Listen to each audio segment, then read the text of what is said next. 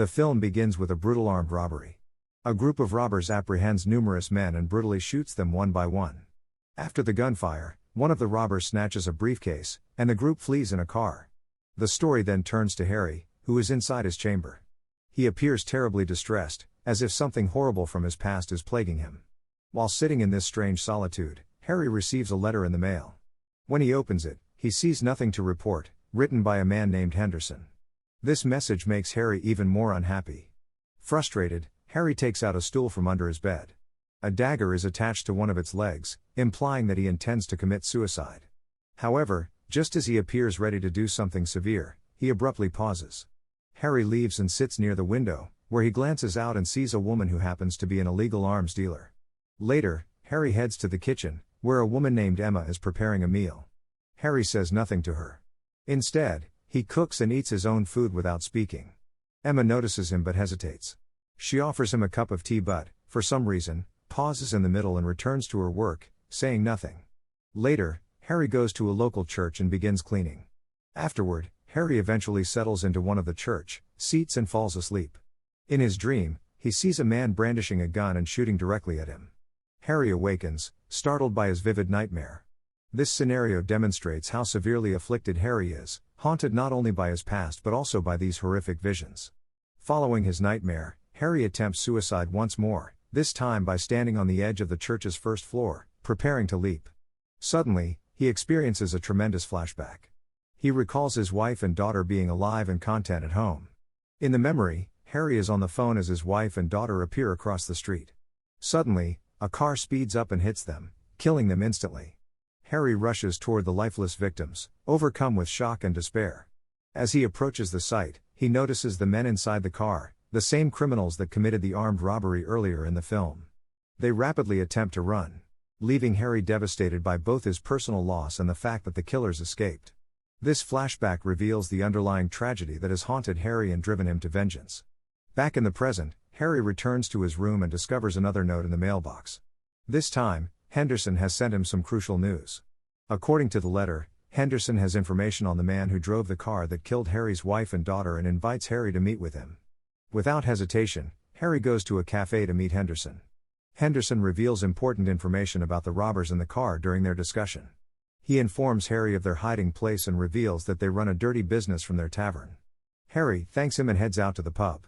At the pub, Harry orders a beer and silently waits for the appropriate moment to strike. When the bartender walks away, Harry creeps to the back of the tavern. He overhears the goons discussing their illicit activity. He notices one of the men and listens to their chat, confirming that they are the ones he is looking for. Determined to learn more, Harry hides inside their van as they leave the pub. The vehicle takes off, and Harry travels silently with them to an unknown destination. At the location, Harry sees two more goons and recognizes them as members of the gang responsible for his family's death. He silently listens to their chat and watches as two men are led to the rooftop and tied up. The goons force one of the guys to shoot the other two, but when he refuses, they brutally murder the remaining two victims. Harry is terrified to see this terrible killing, realizing how frightening these men are. He panics and hurries downstairs, hoping to go unnoticed. He raises his cowl to conceal his face and seeks a safe location to observe. Moments later, one of the robbers walks out of the premises, sobbing for his deceased companions. Harry watches in quiet, horrified by the violence and unsure of what to do next. But he knows he can't abandon his revenge plot. After seeing the horrific deaths, Harry returns home, still determined to exact retribution. He takes his late wife's wedding ring and visits a jeweler. There, he sells the ring for a desirable sum of money. With the money in hand, Harry approaches the arms dealer. After giving her the money, he asks for something vague. The following day, the woman hands Harry a box. He returns it to his room and opens it to discover a pistol and ammo inside. Harry is now armed and ready to execute his plan. He props his mattress against the wall and starts practicing loading the handgun and firing at the mattress while picturing the faces of the goons who destroyed his life. After emotionally and physically preparing, Harry begins exercising and concentrates on his revenge goal. Before departing, he prays for strength to face what is ahead. Determined, Harry returns to the same area he visited before and waits for the men to leave. Harry enters the building, armed with his gun, and meticulously searches for drugs stored somewhere. Mark, one of the criminals, enters. After becoming distracted by the discovery, Harry hastily points the gun at him, but his hands wobble, causing him to miss his target. Mark seizes the chance and rushes into the room, attacking Harry. In the tussle, Harry drops his gun, resulting in a vicious brawl between the two. Mark manages to stab Harry several times in the arm, leaving him injured. Despite the pain, Harry fights back, ultimately taking out his gun and shooting Mark, who collapses and groans in anguish. Seizing the opportunity, Harry confronts Mark, reminding him of the horrible incident that claimed his wife and children. Harry, desperate for answers, demands to know where the remaining robbers are. Mark, in discomfort, discloses that they are traveling to the countryside to administer drugs. Harry makes him write down the address. For a brief period, Harry lets his guard down, allowing Mark to attempt a knife assault. But Harry quickly intervenes with another shot, halting his advance. In his closing moments, Mark criticizes Harry's wife and daughter, provoking him with obscene language. Angry, Harry becomes enraged and beats Mark to death, releasing all of his pent-up fury and anguish.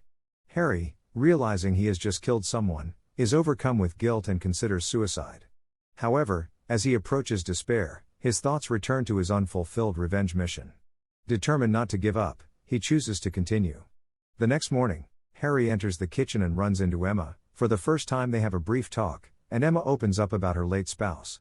They share a sense of melancholy, and they quickly develop an unspoken attraction. However, before things can get out of hand, Harry steps back, apologizes, and exits the room. The next day, still embarrassed about the situation, Harry apologizes to Emma again. He then requests a day off from work, apparently wanting time to gather his thoughts before resuming his quest for vengeance. After gathering his clothes and pistol, Harry sets out into the countryside, ready to finish what he started. When he arrives, he notices a private plane landing nearby, and a man walks out accompanied by two of the criminals. They hand him a bag of narcotics, and after a quick exchange, the man gets back into the plane and takes off. Harry learns that something a lot more is going on than he originally assumed. With a rush of adrenaline, he loads his gun and cautiously approaches the area. Finally prepared to act, Harry takes a deep breath and fires at the two criminals, hitting both of them.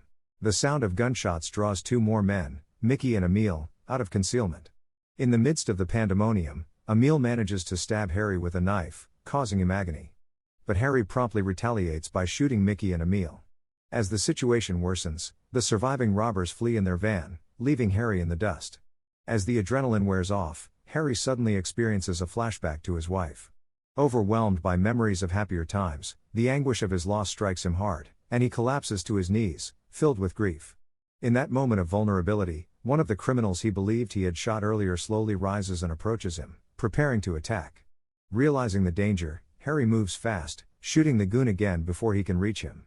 Harry is left with a mix of relief and tiredness. He returns home, knowing he needs to deal with his injuries. At the medical store, Harry meets a doctor who assists him in bandaging his injuries. The doctor carefully sutures his wounds and gives him some shots to prevent infection. Meanwhile, Mickey and Emil return to the scene, only to find that everyone has died. They are shocked and outraged.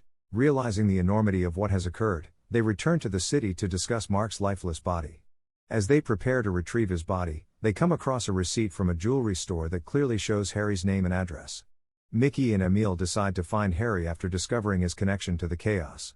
They proceed to the jewelry store and confront the attendant, intimidating him and demanding to know everything he knows about Harry and his most recent actions. Back at work, Harry bumps into Emma, who announces that she is going on vacation for her birthday. She invites him to join her and gives him the address, making Harry feel both excited and distracted from his problems. Mickey and Emil unexpectedly face Harry after tracking him down just as Emma is leaving. They point their pistols at him, but in a desperate moment, Harry bites Emil's arm and flees to his room. He pulls his gun and prepares to defend himself, but Emil catches up and violently beats him before throwing him off the first floor. Miraculously, Harry survives the fall and escapes the church, trapping Mickey and Emil inside. The two goons begin sifting through Harry's things, looking for clues. They discover one of Henderson's letters, which may lead them to Harry's next move. Meanwhile, Harry desperately tries to contact Henderson for assistance, but he is unable to connect. As he tries for answers, the scene shifts to Emil and Mickey, who have apprehended Henderson. They pour gasoline over his body as a first step in their interrogation. They demand to know where Harry is hiding. When Henderson lies to protect Harry, Emil and Mickey do not hesitate. In a terrible display of desperation, they shoot him, killing him. Harry then visits his parents' home and meets his sister, Christy. Christy heals his wounds and instructs him to go to the hospital. Harry informs her that he has apprehended all of the murderers and asks Christy to leave him alone for a few days.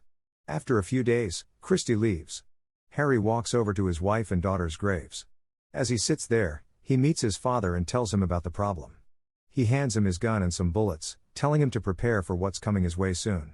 Later, Harry puts on his suit and loads his gun, expecting the goons to come for him. Mickey and Emil discover him and bring another man with them. They begin searching his residence but cannot find him. Then, they decide to inspect the barn, while Emil stays at home. As Emil sits there, he observes blood streaming from his nose. When he turns around, he sees Harry standing at the back, holding his gun. Harry shoots Emil once, but when Emil reaches for his gun, Harry fires again, killing him. Harry then goes to the barn and finds Mickey. They engage in a struggle, and Harry drops his gun. He reaches for a nearby knife and stabs Mickey. Mickey tries to flee, but a can of petrol spills all over them. Harry pushes Mickey into the fire, killing him. As Harry believes it's over, he turns around to see another of their men pointing a gun at him. Harry tells him it's over and that he should return home. The man listens to him and flees. Following this, Harry returns home and listens to his favorite music. He has a flashback of his wife and daughter and resolves to visit their graves. Harry eventually collapses on the ground in despair. The scene turns to Emma at the beach, waiting for Harry. Suddenly, Harry appears and joins in her jubilation. Thanks for watching. If you're new, don't forget to subscribe for more of these recaps. Until next time, have a nice day.